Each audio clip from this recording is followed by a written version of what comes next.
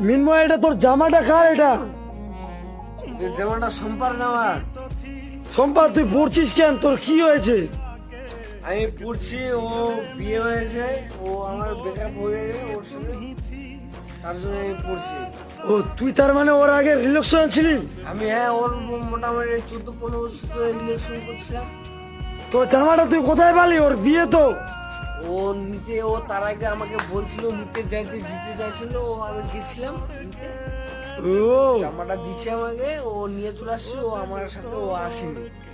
তো জামাটা তোকে কি ভালো লাগছে কি? জামাটা থেকে ভালোই ভালো লাগছে আর কি।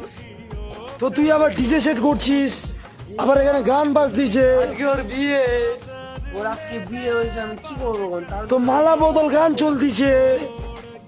তার জন্য আমি আনন্দ করার জন্য আমি ডিজে হচ্ছি। তো ঠিকই আছে, তো ড্যান্স হবে কি?